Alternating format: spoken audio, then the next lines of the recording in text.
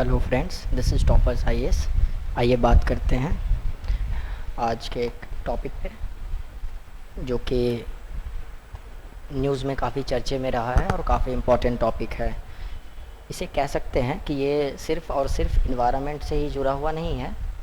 ये आपको इसके लिए ज्योग्राफी की भी अंडरस्टैंडिंग होनी चाहिए। अगर वो है, साथ में डिजास्टर मैनेजमेंट को लेकर भी इसमें थोड़ी बहुत क्वेश्चंस कह सकते हैं कि बन सकता है। बट ज्योग्राफी और इन्वायरमेंट के मिश्रण से ये टॉपिक तैयार होता है। अगर आपको इन दोनों सब्जेक्ट्स पे कमांड है तो इस टॉपिक को समझने में काफ़ी आसानी होगी और काफ़ी अच्छे से आप समझ पाएंगे।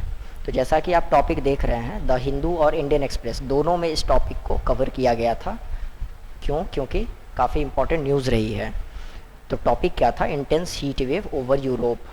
काफ़ी दिनों से देखा जा रहा है, दैट मीन्स कि 1 मंथ पहले से भी देखा जा रहा है कि वहाँ पे कह सकते हैं कि काइंड ऑफ हीट वेव जो कि टेम्परेचर जो रिकॉर्ड किए गए हैं वो 45-46 के अप्रॉक्स तक टेम्परेचर लगभग रिकॉर्ड किए गए हैं, जो कि इससे पहले इतने ज़्यादा टेम्परेचर इंक्रीमेंट कभी नहीं हुई वहाँ। तो आप कह सकते हैं कि ये एक काफ़ी इम्पोर्टेंट न्यूज़ बन जाती है। आप देख सकते हैं कि किस तरीके से यूरोप में लाइट्स ऐसे होते थे, लेकिन ये पिघल करके मेल्ट करके ऐसे बन गए हैं। तो ये रीज़न है हीट वेव की ही। तो ब्रिटेन में सबसे इम्पॉर्टेंट ये है कि ब्रिटेन में ये रिकॉर्ड की गई टेम्परेचर 40 डिग्री सेल्सियस वेंसडे के दिन। ठीक है, आज फ्राइडे है, थर्सडे को ये न्यूज़ में काफ़ी चर्चे में रही थी। तो इस पर हमने डिटेल में समझने की कोशिश की पहले, फिर आपके लिए मैं डाटा तैयार कर कर लेकर आया हूँ। तो इस वजह से साथ में ये इससे पहले फ्रांस में भी देखने को मिली। फ्रांस में 45 डिग्री सेल्सियस तक टेम्परेचर जा चुकी थी। और यूरोप के और भी कुछ कंट्रीज़ हैं, उसमें भी टेम्परेचर काफ़ी अधिक मात्रा में राइज टेम्परेचर देखने को मिली थी।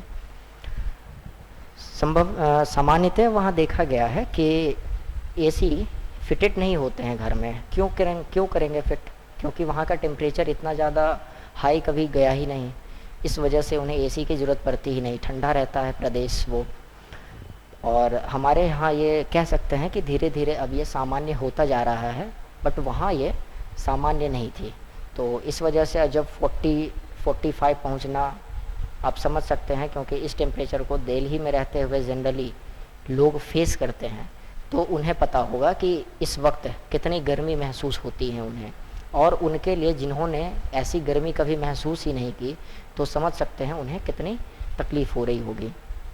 तो यही कुछ वजह थी जिसके वजह से ये न्यूज़ में काफ़ी चर्चे में रही। और सच में ये चौंका देने वाली न्यूज़ रही है, क्योंकि क्लाइमेट चेंज की वजह से ही ये घटनाएं घट रही हैं, जिस पर हम लोगों ने इससे पहले भी बात करी है। और काफ़ी सारे एनालिसिस के बाद रिपोर्ट्स भी दिए गए कि इसके जो टेम्परेचर राइज हो रहे हैं ना, वो इस वजह से हो रहे हैं क्योंकि यहाँ पे एंथ्रोपोजेनिक फैक्टर्स और ह्यूमन फैक्टर्स के वजह से ये क्लाइमेट पर कह सकते हैं डायरेक्टली और इनडायरेक्टली असर पड़ रहा है।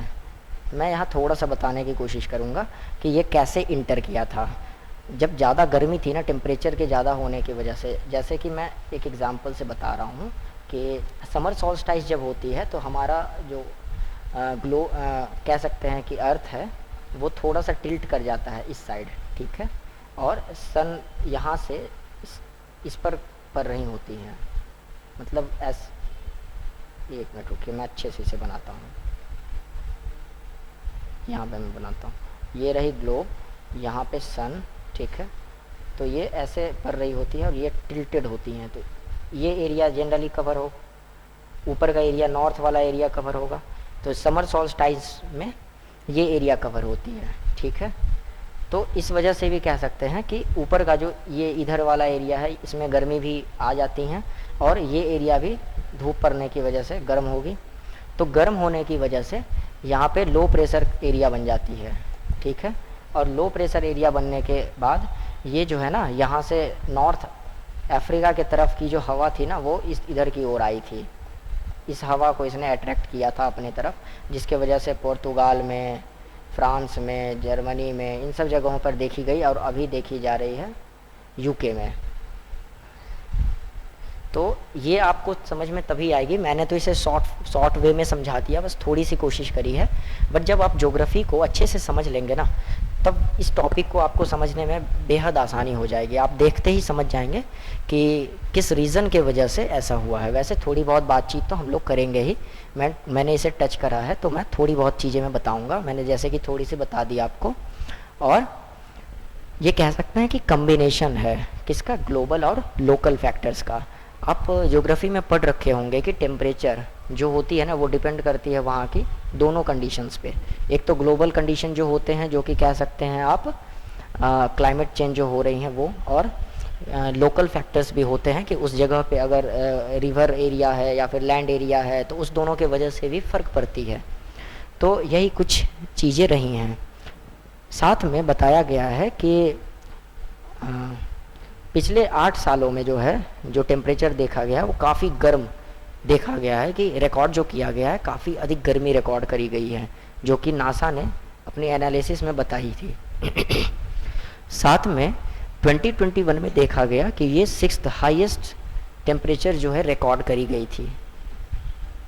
और इसके साथ ये जो है ना, ये रिपोर्टिंग जो की गई है यूनाइटेड किंगडम के, वो 30 साल के एनालिसिस के हिसाब से जब 1991 और 2020 तक के रिकॉर्ड को देखा गया है, तो देखा गया कि कंटिन्यूसली ये जो है ना, इसके टेम्परेचर धीरे धीरे इंक्रीज़ कर रहे हैं।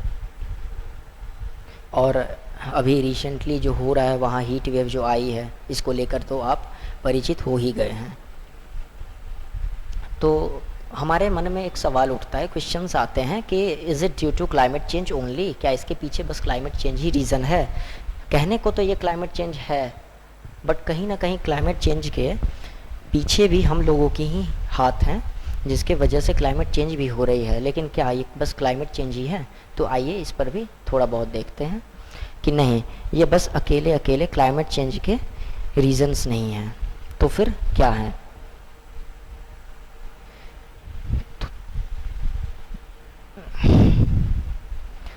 लो प्रेशर की जो सिस्टम है, जो कि low pressure system over the European region has been found to be attracting hot air from northern Africa, जो मैंने अभी बताया कि जैसे देखिए यहाँ पे लो प्रेशर एरिया बन गई, यहाँ से जो थी हाई प्रेशर वाली एयर जो थी उसे इसने अट्रैक्ट कर लिया, तो अपने साइड आ गया।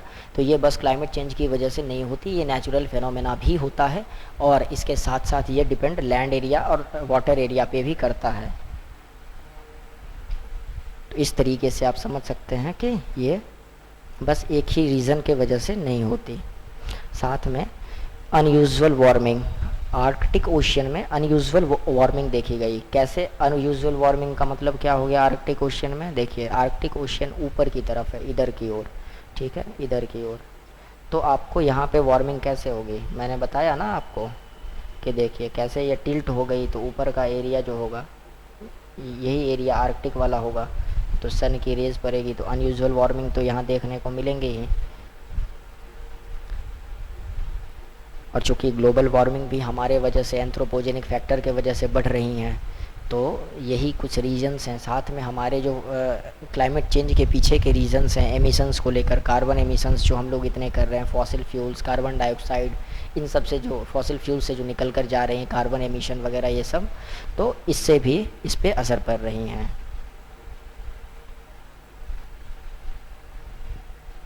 साथ साथ देखा गया है कि ये बस जून के महीने में भी, कि ये बस फ्रांस में ही नहीं, नॉर्वे में और साथ साथ कुछ और कंट्रीज़ में देखने को मिली थी। एक सबसे अजीब चीज़ देखने को मिली है कि फ्रांस में घटना हुई कि 45 डिग्री तक चली गई, लेकिन कुछ घंटे के बाद ही ये डाउन 15 डिग्री सेल्सियस घट गई। दैट मीन्स कि 30 डिग्री पे आ गई। सोचिए ऐसा कैसे पॉसिबल है? कहीं ना कहीं इसके पीछे अगर नेचुरली होगी, तो नेचुरल फेनोमेना क्या होता है कि कोई भी चीज़ धीरे धीरे गर्म होती है और धीरे धीरे ठंडा होती है। तो एग्जैक्टली वैसे ही होना चाहिए ना, कि अगर गर्माहट तेज़ी से बढ़ गई तो ठंड होने की भी इनकी जो इंटेंसिटी होगी ना, वो भी तो धीरे धीरे ही होंगी। बट यहाँ देखने को मिला कि कुछ ही घंटों में जो है ना, वापस ये घटकर 15 डिग्री घटा करके 30 डिग्री पे पहुँच गई। तो इन सब चीज़ों से आप समझ सकते हैं कि किस तरीके से क्लाइमेट चेंज हो रही हैं और जिसके प्रभाव कितने नेगेटिव वे में पड़ रहे हैं। तो ये काफ़ी चिंता की विषय है और इस पर विचार करने की ज़रूरत है। अब चलिए आगे देखते हैं। यहाँ जो डैन सूरी जो कि एक फॉरकास्टर हैं यूके एमईटी ऑफिस के, उन्होंने भी अपने स्टेटमेंट में कहा था यूके में कि उन्होंने क्या कहा कि risk of thunder storms and heavy showers for parts of UK with a warning in force today. मतलब क्या कि थंडर स्टॉर्म्स, शावर्स मतलब बारिश की भी रिस्क्स हैं। जैसा कि देखिए मैं बताता हूँ, थोड़ा सा बता देता हूँ। जैसे हमारे इंडिया में क्या होता है, इंडिया में भी हमारे यहाँ कुछ कुछ चीज़ें देखी गई थी ना। मान लेट्स कि ये हमारे इंडिया का मैप है, तो जैसा कि हमने इससे पहले के लेक्चर में भी बात करा था कि किस तरीके से हमारे यहाँ भी रिसेंट कुछ ईयर्स में इधर से भी अब थंडर स्टॉर्म्स वगैरह कह सकते हैं, साइक्लोन्स वगैरह घुसने शुरू हो गए हैं। एग्जैक्टली वैसे ही यहाँ पे एटलांटिक वाले पोर्शन से जब आएंगे तो इधर से भी घुसने शुरू हो सकते हैं। तो इसके बारे में उन्होंने बताया कि कैसे हमारे एंथ्रोपोजेनिक फैक्टर की वजह से या फिर हमारे कुछ गलत इंटरवेंशन की वजह से ये सारी घटनाएं घटती जा रही हैं और इसके आसार दिखने को मिले हैं। होप है कि ऐसा हो सकता है, तो उन्होंने अलर्ट करा है। एक सबसे बड़ी चिंता की विषय देखिए, जो कि डाटा के साथ हम बात करते हैं, ये इंडियन एक्सप्रेस के एक्सप्लेन्ड पेज पर आई हुई थी। मंथ वाइज डेविएशन दी गई है। लेट से कि मान लीजिए 40 को आप मान लेते हैं, 40 डिग्री सेल्सियस एक एवरेज टेम्परेचर है, तो जनवरी में यहाँ 0.8 डिग्री सेल्सियस की इंक्रीमेंट देखने को मिली। फरवरी में देखिए जो कि मौसम ठंड होती है, 1.5 डिग्री सेल्सियस के आसपास बढ़ता हुआ दिखा। साथ में मार्च में 1 डिग्री सेल्सियस, अप्रैल में 0.2 डिग्री सेल्सियस, मई में 1.2 डिग्री सेल्सियस, जून में 0.6 डिग्री सेल्सियस देख रहे हैं। दैट मीन्स कि अगर फरवरी की बात करें तो 41.5 डिग्री सेल्सियस। यहाँ पॉइंट डिग्री सेल्सियस भी काफ़ी मायने रखती है। हमें लग रहा होगा ना कि पॉइंट डिग्री सेल्सियस से क्या ही फ़र्क पड़ जाएगा, लेकिन ये बहुत मायने रखती है। इस बातों का भी हमें ध्यान रखना चाहिए।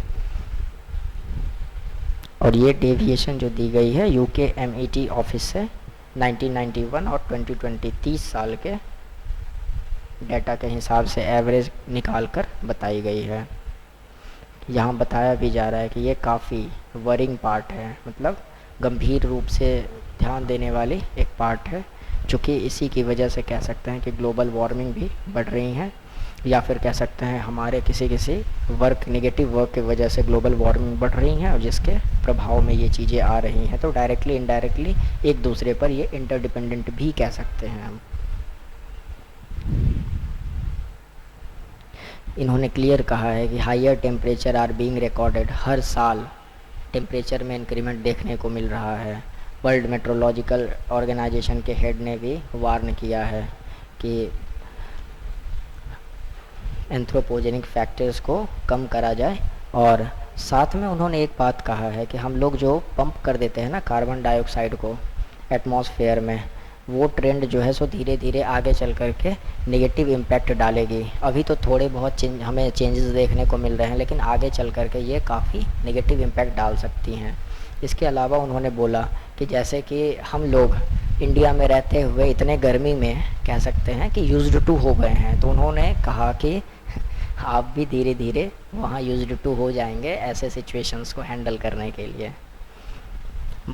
देखिए क्या कहते हैं, इनके वर्ड्स क्या हैं। Heat wave will happen more frequently because of climate change, Petteri Taalas secretary general ने कहा, सेड इन अ स्टेटमेंट। और इसके साथ साथ आईपीसीसी जो कि काफ़ी इम्पॉर्टेंट कह सकते हैं कि पैनल है, inter governmental panel on climate change, तो इसमें क्या हुआ, इसने भी एनालिसिस करते हुए अपने कुछ बातों को लेकर आए हैं। वो भी कह रहे हैं कि repeatedly warning of a sharp increase in the frequency and intensity of extreme weather events.